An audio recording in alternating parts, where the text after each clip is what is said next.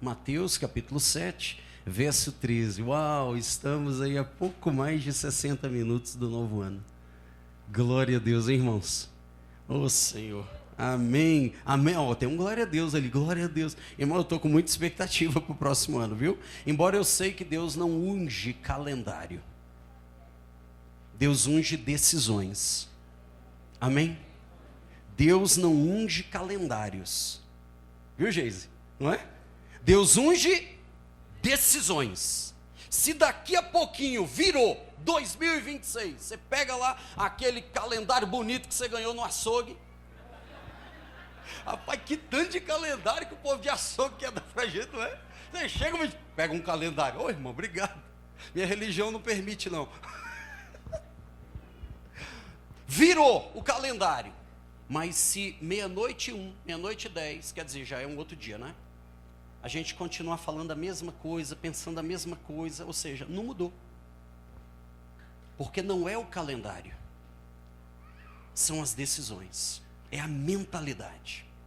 Então talvez daqui a pouquinho, quando nós sairmos e formos para as nossas casas, como eu vou, ou formos confraternizar, enfim, se vier uma conversa daquelas assim, aí você fala, não, vamos deixar, essa aí era de 2025, vamos virar a página. Você está entendendo o que eu estou falando? Quantos estão entendendo? Amém? A mesma reclamação, a mesma murmuração, a mesma crença, a mesma... Não. Vamos tentar começar de novo. Vamos começar a fazer de novo. Eis que estou fazendo uma coisa nova, diz o Senhor. Eis que estou fazendo algo novo. Irmãos, eu quero viver coisas novas. Eu quero viver algo novo. A gente cantava até uma música aí, né? Muito tempo. Eu quero viver algo novo. Isso aí nem está aí no... Ah, não tem ninguém aí não, né?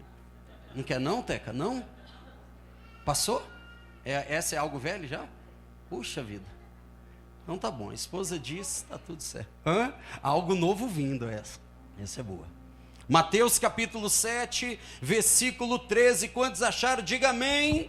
Quantos não acharam? Diga amém também. Amém, amém. Está tudo amenzado, glória a Deus. A palavra do Senhor diz assim, deixa eu abrir aqui a Bíblia, não, vou ler ali. Olha lá. Deixa eu ver se esse relógio está certo. Só arruma, meu relógio já entrou no modo sono. Rapidinho, irmão, só acertar aqui, meia-noite, 11h56 agora, tá bom. 10, né? 10h56. Entrem pela porta estreita. Diga comigo, entrem pela porta estreita. É só isso que nós vamos ler. Daqui a pouco, como eu disse, com a permissão de Deus, nós estaremos vivendo um ano novo. Daqui a pouquinho, Deus vai nos entregar um presente maravilhoso. Um ano novinho em folha. E como eu disse ainda há pouco, esse momento da virada de ano, esse momento do culto, esse momento de um ano novo chegando, ele desperta em nós, como eu falei, esperança, ele desperta em nós um desejo por direção, ele desperta em nós assim, poxa Deus, eu acho que agora vai. Eu acho que esse ano vai ser diferente. Por mais cabisbaixo que estejamos, lá no fundo vem uma fagulha, nem que seja uma fagulha de esperança, de dizer, esse ano vai dar certo, esse ano eu vou avançar, esse ano eu vou conseguir ir, esse ano eu vou conseguir desenvolver algo que estava travado, esse ano vai. Seja na minha família, seja no meu casamento, seja nas minhas finanças, nos meus projetos, seja no meu ministério, enfim. Há esse desejo, essa transição, essa travessia, na qual estamos exatamente agora, há pouco, 1h02. 1h02. E essa travessia, ela desperta tudo isso em nós. E é interessante que a Bíblia, nós lemos um texto em que Jesus, ele está terminando o Sermão do Monte. Ele falou dos princípios, ele falou do caráter daqueles que integram o reino de Deus. Começou lá em Mateus capítulo 5, e Jesus veio ensinando no capítulo 5, no capítulo 6, e agora Jesus está na reta final de concluir esse sermão. E aí ele diz: entrem pela porta estreita. Quando a gente olha para a Bíblia, nós vemos que Deus, ele usa várias metáforas, várias ilustrações para representar transições. E uma delas, muito utilizada na Bíblia, é a ideia da porta. A porta na Bíblia é muito utilizada, e nós utilizamos portas todos os dias. Eu vou só dar um break para eu não me esquecer e agradecer. Eu falei ainda há pouco, né, que até que é um presente de Deus na minha vida. E mais cedo a gente estava conversando, saímos para caminhar um pouquinho e tal, e aí ela começou a falar comigo de uma palavra que Deus tinha dado para ela, e aí eu fui ouvindo, falei, essa palavra tá boa, eu vou pregar essa palavra. Copiei total, nós somos uma só carne. Ela pregou, eu falei, prega, Teca. Ela falou, não vou. Eu falei, então eu prego. Falei, Teca, sua palavra casou com o que eu ia falar. Só que foi 90% dela e 10% da minha. E tá tudo certo, eu estou feliz. Olha que presente, obrigado, meu amor, te amo, viu? Dito isso, diga comigo, portas. Hoje eu vou trazer uma reflexão um pouco diferente, porque eu gosto muito de textos expositivos e tal, e hoje eu não vou fazer isso. Hoje eu quero pensar com vocês, com base nessa ordem que Jesus deu. Ele diz, entrem pela porta estreita. E eu quero caminhar com vocês nessa analogia da porta. Porque como eu estava dizendo, a porta na Bíblia, vários momentos da Bíblia, Deus vai usar portas para mostrar um momento de transição. Por quantas portas você passou hoje? Por quantas portas você entrou, saiu? Portas que você tem que bater, portas que você tem que mexer na maçaneta, portas que você tem que ter um código, enfim, quantas portas? As portas, elas não são um destino em si, as portas nos conectam a algo, as portas, elas separam ambientes, as portas, muitas vezes, elas demonstram rompimento. Caramba! Obrigado, Bruno, por essa água, é energético. Eu amo pertencer a essa casa. Se tiver uma costelinha para levar para minha família, eu podia estar roubando, matando. Eu só estou pedindo uma costela. Brincadeira, irmãos. É noite de celebração, né, amigos? É noite de festa, né? Portas, Dudu, meu amigo, portas. Quantas portas pelas quais passamos hoje, e passamos todos os dias. Portas de todo tipo, de todo tamanho. E as portas, como eu disse, entre outras coisas, porta separa, mas também porta conecta. Porta aponta para um destino. Aqui vamos ser fiéis. Jesus está dizendo, entrem pela porta estreita. Ele está falando do caminho do reino de Deus. É disso que ele está falando, e a gente vai falar disso na conclusão. Mas quando a gente olha essa realidade de portas, eu vou usar isso para dizer que 2026 se apresenta daqui a pouquinho diante de nós com muitas portas. Daqui a pouco, um ano inteiro, Gustavo, se apresenta com diversas portas, em diversas áreas da nossa vida. Entretanto, nós precisamos ter discernimento, decisão e transformação, para que a gente não entre em portas erradas, ou para que nós não percamos oportunidades. Vou repetir, as portas de 2026 vão se abrir. Imagine como se fosse 2026 fosse esse tratamento acústico. Imagina quantas portas estão aqui. É necessário discernimento, é necessário decisão, porque entrar na porta é ação. Eu preciso. Jesus não disse, observe a porta, olhe a porta, contemple a porta. Não, ele disse, entre pela porta. Mas é verdade que nós precisamos de discernimento. 2026, meus amigos, é um ano importantíssimo para o nosso país e para o mundo. Globalmente, há uma agenda que vem se cumprindo desde 2015, a chamada Agenda 2030. É um plano que tem muitas coisas boas, eu não discordo. Um plano global implementado pela ONU. E esse plano vai se cumprir em 2030. E agora, de 2026 a 2030, eles têm o último quinquênio, ou seja, os últimos 5 anos de aplicação de um plano global, que entre outras coisas,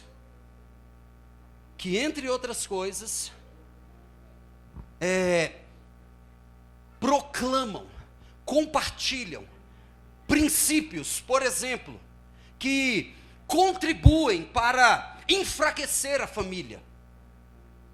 Princípios que, entre outras coisas, desprezam o valor da vida humana, por meio de avanços de leis e decisões que legalizam, por exemplo, o aborto. Há uma agenda de 2026 a 2030 que nós não vamos ficar neutros diante dela. Os nossos filhos não vão ficar neutros diante dessa agenda. Mas mais do que isso, vamos trazer para o Brasil, porque eu falei de forma global. 2026 é ano de eleição. E por favor, eu não estou aqui... Vocês sabem, me conhecem há muitos anos, eu não gasto 1 minuto do meu tempo para falar de direita, esquerda, de coisas desse tipo, nem 1 minuto. Eu oro.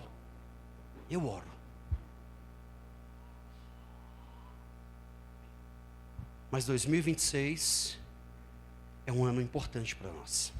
Escuta, eu estou indo para os meus 50, daqui a pouco. E durante muitos anos, a gente não precisava saber nem quem era o nome do presidente, do governador, de um ministro do Supremo, porque eram coisas tão distantes. Silvana, no último culto acertei, chamei o ano inteiro de Suzana. Yes, hoje é um culto profético. Hã? Amém, tá vendo? O ano já começou diferente. Escuta, durante muito tempo, nós não sabíamos nem que existia Supremo Tribunal Federal. Era tão distante. Supremo, o que é Supremo? Presidente, governador, decisões, Câmara, Congresso. Só que você percebeu o quanto que as decisões políticas nos afetam? E 2026 é um ano de eleição. Nós temos que orar, irmãos. Nós temos que orar, porque o que vai ser decidido nos afeta. Diretamente afeta a nossa vida, afeta as nossas decisões, afeta a nossa casa, afeta o nosso bolso. Sim ou não? Afeta. Então isso exige de nós, como igreja, uma postura, especialmente uma postura de oração. Uma postura de discernimento espiritual. Esse ano é crucial. Tem essa agenda global, tem eleição, tem Copa do Mundo, irmão. Nós temos que orar para que o Brasil não encontre a Alemanha. É só o clima estava pesado para virada. O pessoal estava assim, pastor, meu Deus, pastor, esse culto não está de esperança não, pastor. Ô Senhor, obrigado por essa. Amém. Veio assim na hora, eu já estava assim, Deus, me dá uma piada aqui, me dá uma coisa. Aí veio. Portas. O ano de 2026 vai apresentar muitas portas para nós. E nós precisamos ter discernimento, diga comigo, discernimento, decisão, transformação. Existem vários tipos de porta. Portas que você precisa mexer na maçaneta, porta que você tem que bater, porta que você tem que destrancar, porta que você vai chegar, ela se abre, tem todo tipo, porta que você joga para cima, porta que você joga para baixo, porta que você empurra, todo tipo. Eu quero falar só de 3. Quero falar de 3 tipos de portas. diante das quais nós vamos nos deparar, dia após dia de 2026. A primeira porta, portas que precisam de chaves para abrir. Existem portas que só se abrem quando nós utilizamos a chave. Outras, códigos. Você vai digitar uma senha, tem fechaduras que você digita senha, que é uma espécie de chave. Antes de eu continuar, queria pedir uma ajuda. Deixa eu ver aqui, vou pedir para o Hugo. É o Hugo? Tá ali? Você pode me ajudar? Por favor, rapidinho. É tranquilo, não é costelinha nem nada. Pode vir aqui, Hugo, por favor, meu amigo. Eu queria te pedir para você ir ali no meu gabinete. Por gentileza. Hoje eu pedi uma pessoa diferente aqui. O Hugo é um amigão que Deus nos deu. Meu amigo, ali no meu gabinete, em cima da mesa, tem uma sacolinha da Renner. Traz para mim, por favor. Portas que precisam de chave. Tem portas que só se abrem se você tiver E eu quero falar de 3 chaves, que são os pilares da igreja para 2026. O primeiro pilar, a primeira chave, que abre portas, é a chave da oração. Você pode dizer isso? Oração. A oração é uma chave essencial, sem a qual muitas portas não vão se abrir. A oração, ela nos dá discernimento para não abrir portas que Deus quer que se mantenham fechadas. A oração, a oração não é para mudar Deus. A oração é para alinhar a nossa vida às portas que Deus tem para nós.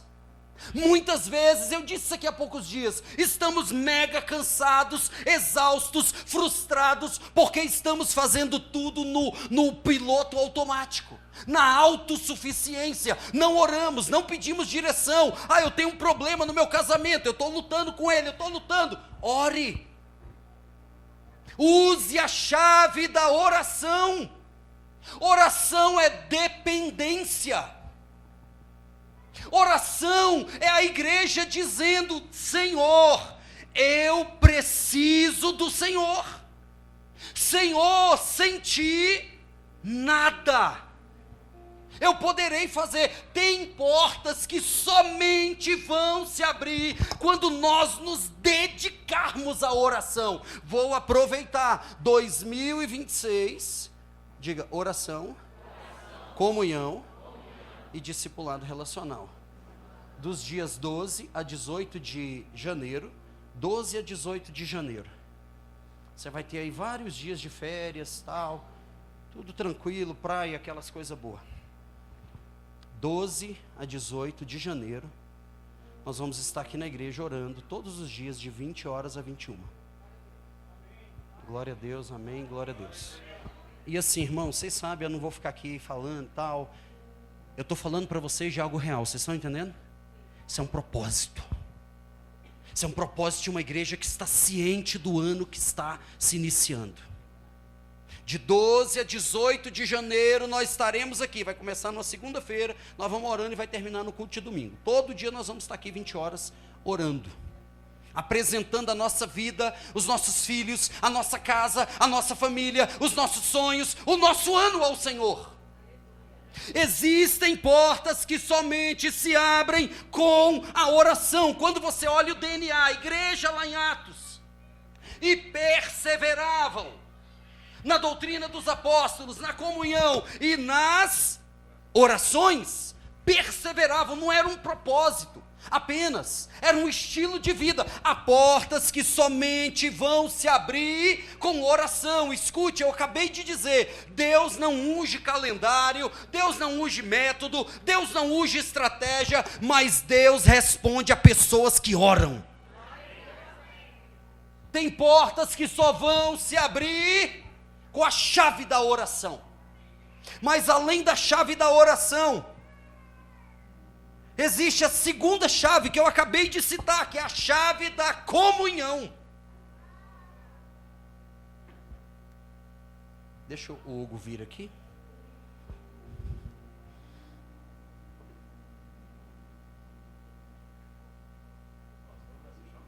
Não é essa chave?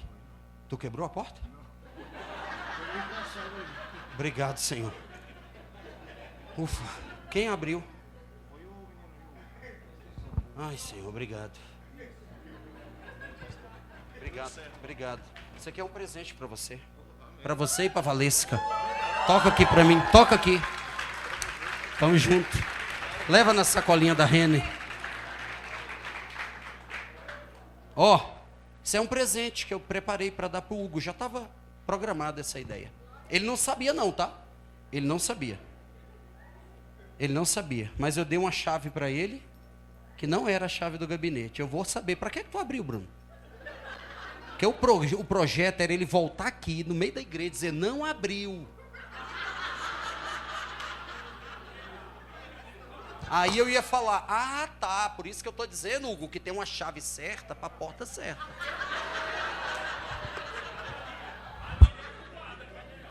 Vamos levantar e fica aí, da fazer a ceia e ir embora, porque...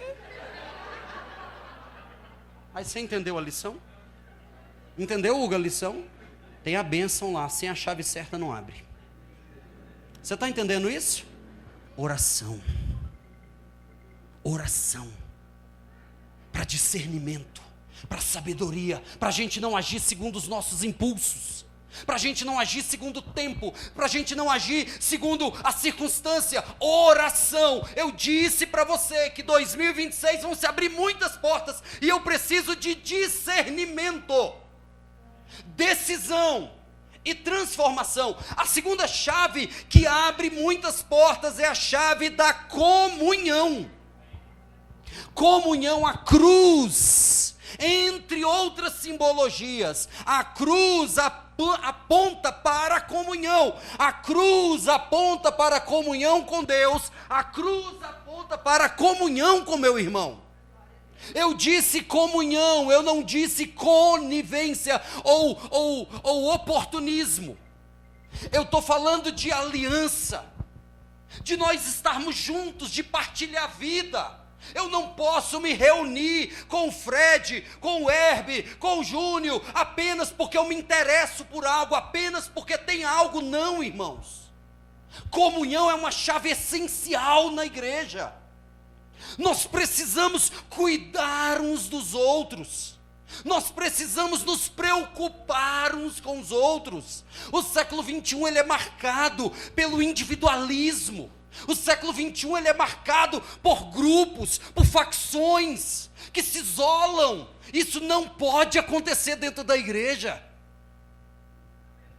Isso não pode acontecer dentro da igreja. A comunhão é o remédio para a solidão e o sentimento de não pertencimento.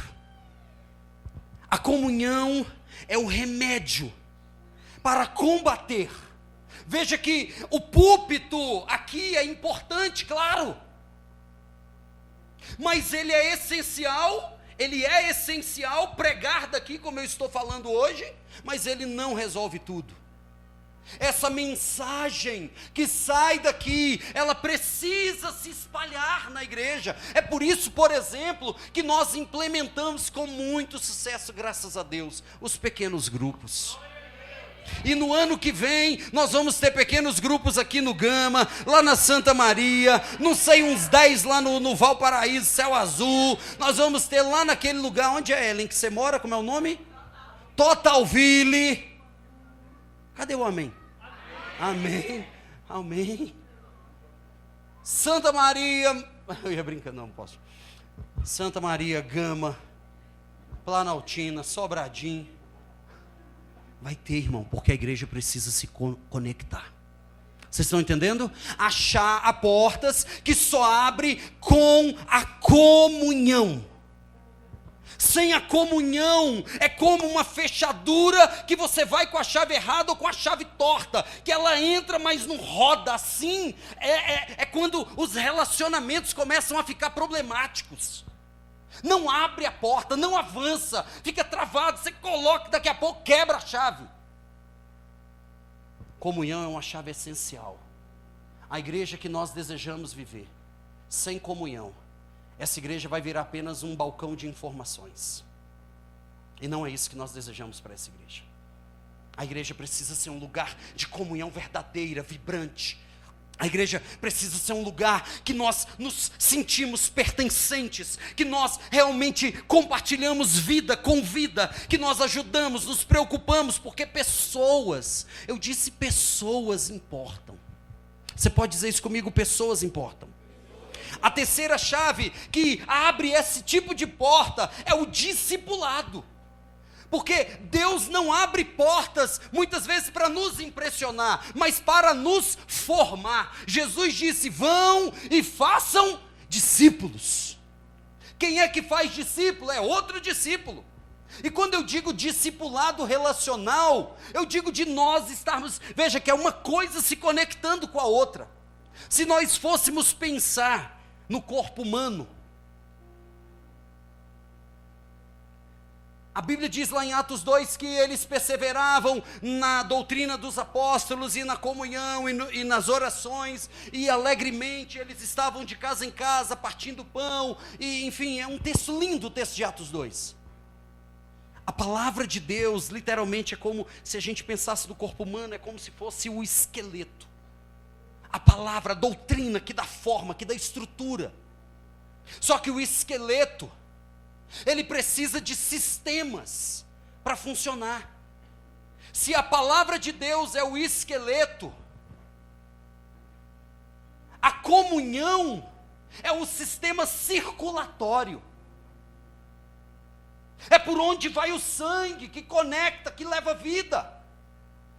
Mas além do sistema circulatório, precisa do sistema respiratório, é a oração. E o discipulado, dentro dessa perspectiva, é como se fossem os nossos ligamentos, as nossas juntas, que permite a gente se conectar. Tem portas que só se abrirão, diga comigo, oração, comunhão, discipulado relacional. E eu queria te pedir, antes de eu ir para o próximo tópico, eu queria te pedir um favor, um pedido pastoral. Ajude-nos a tornar isso prático. Mas como, pastor? Eu vou te explicar. Se alguém chega para você, se eu chego para você, Fred, poxa, olha, eu começo, sei lá, falar mal de alguém, ou murmurar, ou, enfim, praticar atos, ou omissões, ou palavras que vão contra esses princípios. Ajude a pessoa, oriente a pessoa. Fala, não, isso aí está quebrando a comunhão, e a igreja está tentando construir o pilar da comunhão. Não, em vez de reclamar, vamos orar, porque tudo aquilo que requer a minha preocupação me chama para a oração. Amém? Tem portas que só se abrem com chaves, mas tem portas que não precisam de chaves. Tem portas que você chega, Fred, perto delas, e elas têm sensor de presença. E é muito provável que muitas portas não se abriram em 2025, porque faltou presença.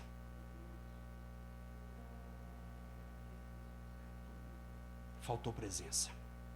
Tem muitas portas que não se abriram na família, porque faltou a presença do pai.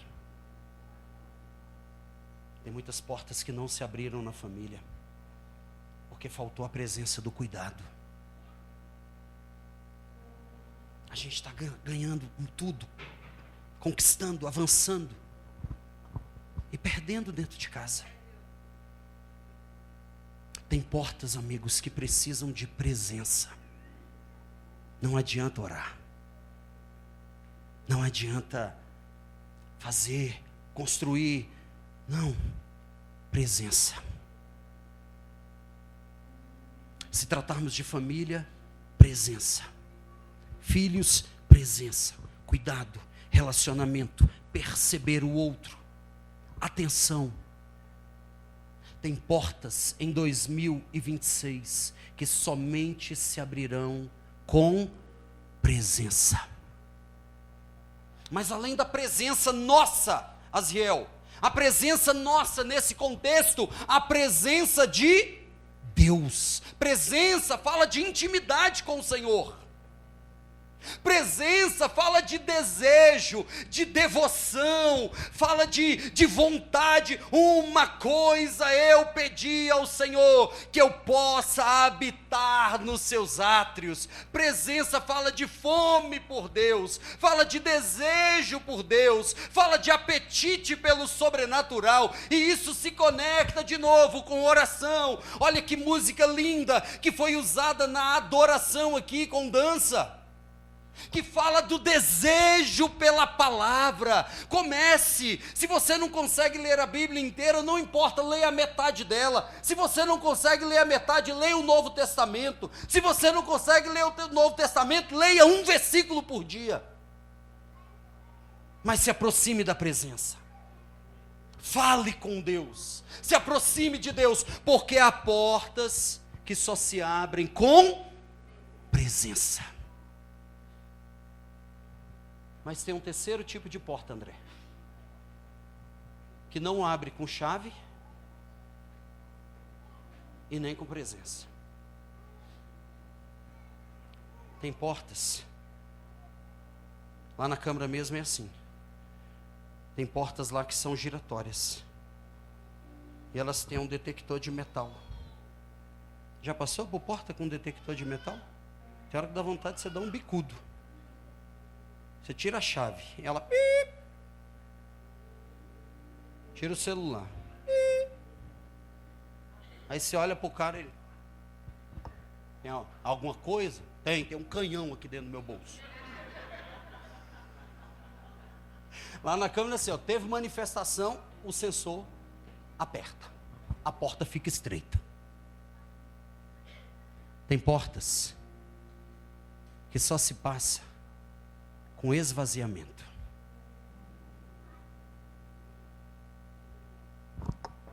Tira a chave, não deu. Tira o celular, não deu. Tira o relógio, não deu. Tira a aliança, não deu. Tira o dente, não deu. Tira a chinela, não deu. Não, tem umas, e a gente fica com raiva. Lá na Câmara eu vejo muito isso. Mas alguns fazem, aí tem umas mulheres que fazem, só tirar o sutiã agora. Se for, o cara fala, se for de metal, vai ter que tirar. Está entendendo o que eu estou dizendo? A porta não roda se não tirar. O que está travando o detector. Traga isso para a sua vida. São 30 minutos para o próximo ano. O que é que precisa ser esvaziado?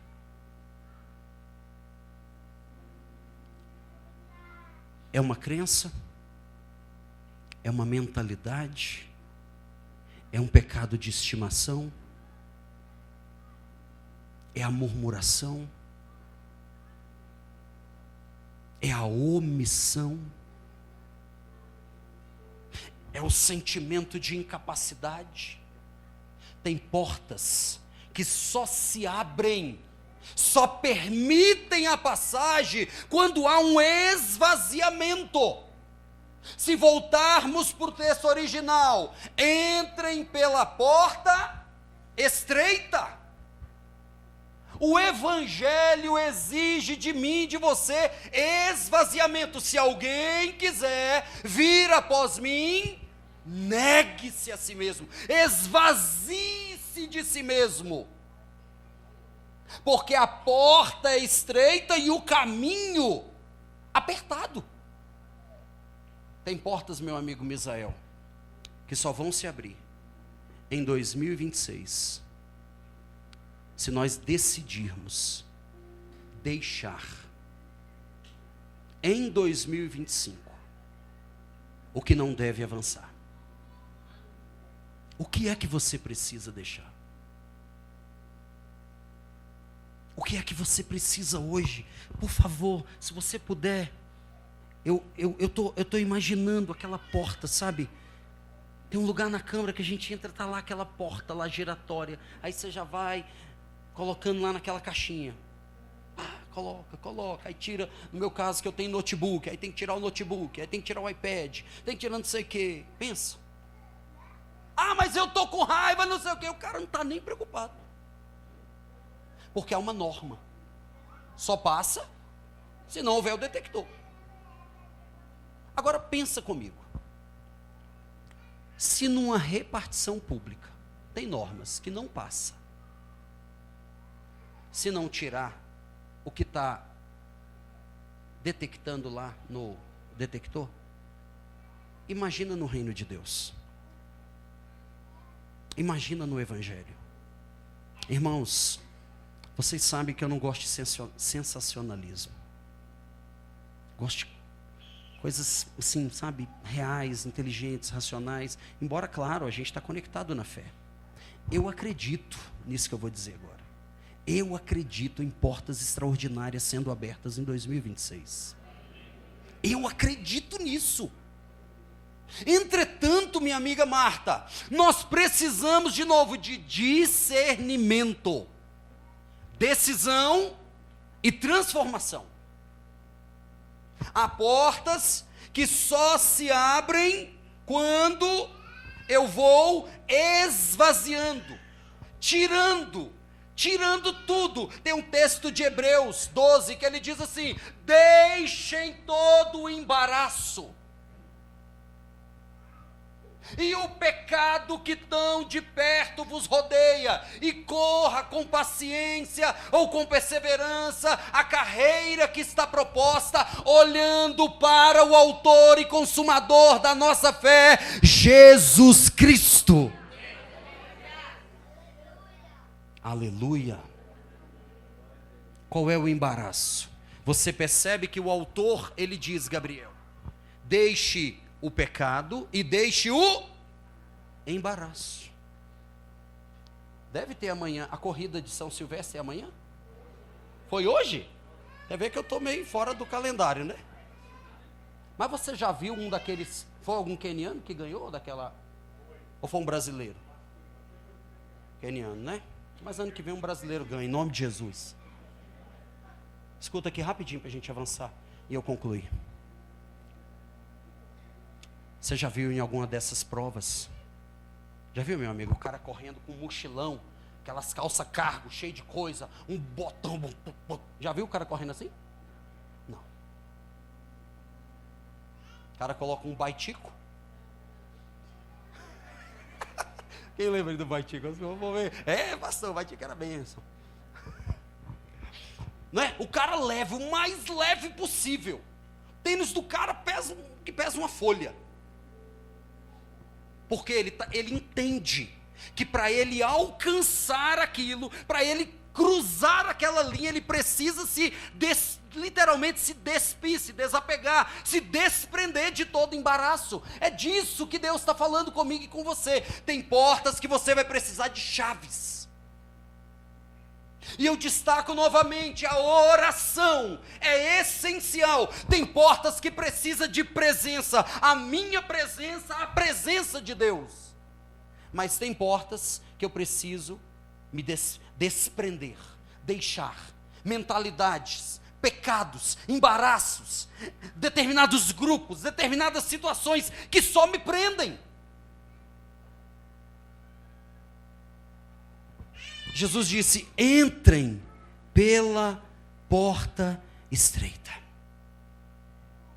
Agora, eu concluo com o texto de João 10:9, que Jesus disse, escute, Jesus dizendo: eu sou a porta. Em João 10:9, ele não fala da porta, ele diz: eu sou a porta. E aquele que entrar por essa porta encontrará salvação, encontrará descanso, encontrará pastagens.